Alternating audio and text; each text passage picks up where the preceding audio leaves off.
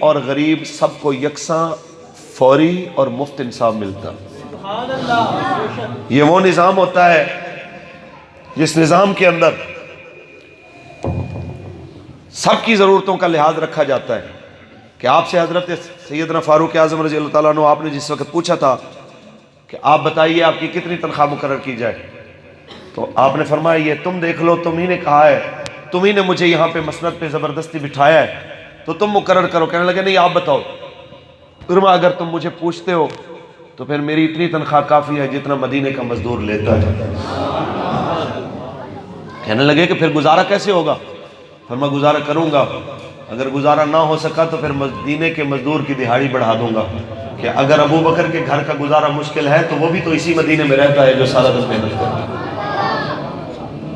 آپ ایمانداری سے بتائیں اگر پاکستان کے وزیر اعظم اور صدر سے لے کے پاکستان کے سپاہی تک تنخواہ ایک جیسی ہو، ڈیوٹیاں اور عہدے تو بڑے ہوتے ہیں، ہر ایک کی اپنی اپنی الگ الگ ڈیوٹی ہے، لیکن تنخواہ اور مراعات ایک جیسی ہوں تو کیا پاکستان میں کسی کی جرت ہو سکتی ہے جو رشوت لے؟ کیا پاکستان میں کسی کی جرت ہو سکتی ہے جو کسی کی زمین کسی کو الاٹ کر دے؟ کیا کسی کی جرت ہو سکتی ہے کہ غریب کا پلاٹ اٹھا کے امیر کے کھاتے میں ڈال دے اور غریب کے پلاٹ کو جناب اعلیٰ کہا جائے کہ تیرا پلاٹ تو سڑکوں میں آ گیا ہے، امیر کا جناب کارنر میں آ گیا ہے؟ تو کیا کسی کی جرت ہو سکتی ہے کہ یہ کچھ کرے؟ یہ سب کچھ کس لیے ہو رہا ہے کہ یہاں پہ ہم نے اپنے لیے انصاف اور رکھا ہوا ہے اور غیروں کے لیے انصاف اور رکھا ہوا ہے۔ آپ جس دن انصاف کا نظام سب کے لیے ایک جیسا کر دیں گے تو اسی دن خدا کی قسم معاشرے میں امن آ جائے گا۔ لیکن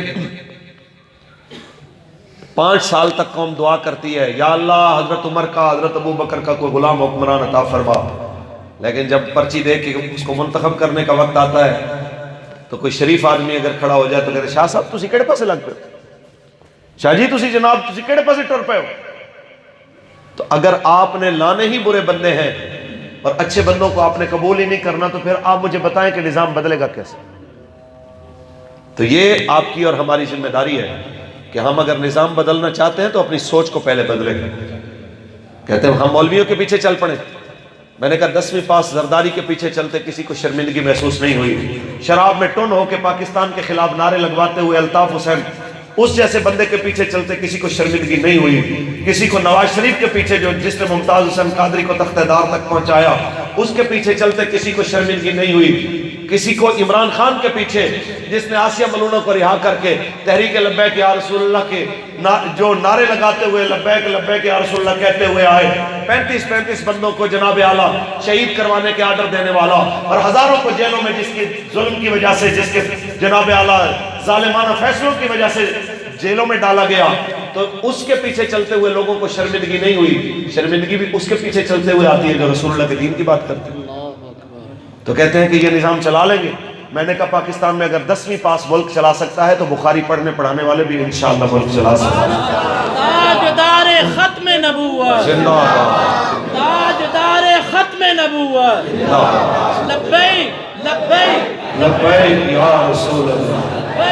بات اتنی سی ہے، آپ سب نے ایک بات پلے باندھنی ہے